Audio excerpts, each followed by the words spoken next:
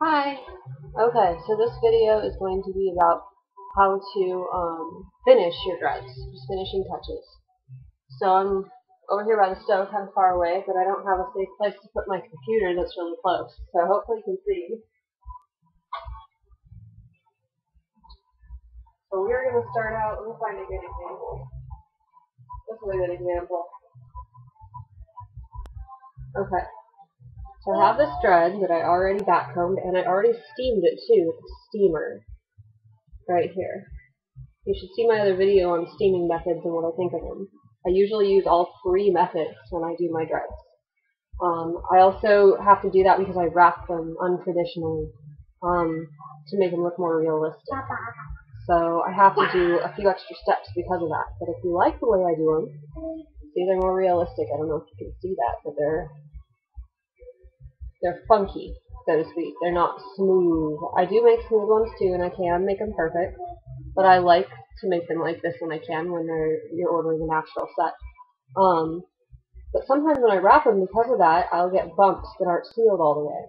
So in this last finishing process, this is one of those. It's a funny bump, which is cool, but it's too soft, and then it'll come undone. So I'm going to boil some water on my stove in a pot, and I'm going to take the spot, just the spot that's kind of soft, and I'm going to dip it in like this. And then when it dries, or whatever, it's going to be stiff there. Also, kind of for a more natural look on the end.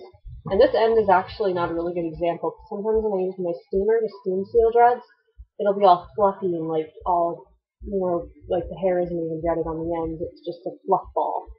So what I do is I dip the ends into the water, make them smooth like this.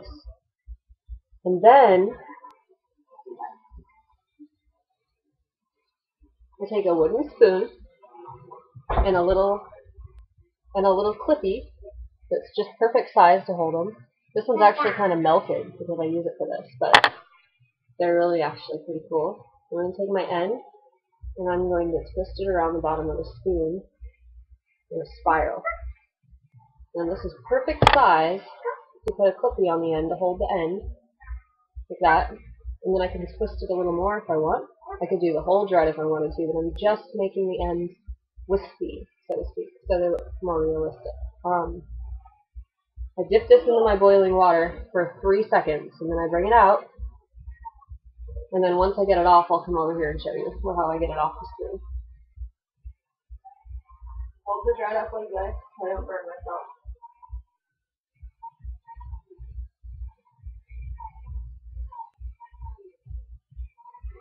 I have a towel right here that I can dry the dread off afterwards. So I have a towel right next to me, so after I bring it out of the pot, I roll it like this on the towel. Now I can touch it. It's not that hot, really. Take the clip off. Now to get it off the spoon, because now that it's melted, sometimes it's tricky, but you can kind of pull it. Try to pull the end first so that it's even, and you just kind of work it off the spoon.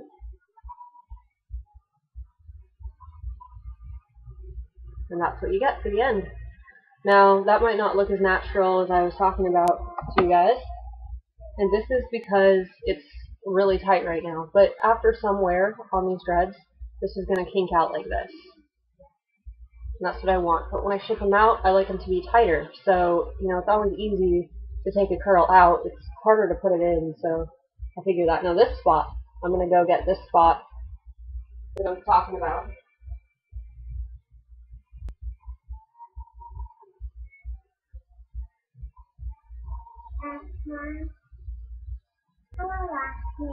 All I did was dip it, and then I blotted it on my towel. Now you can feel it. It's still pretty hot there.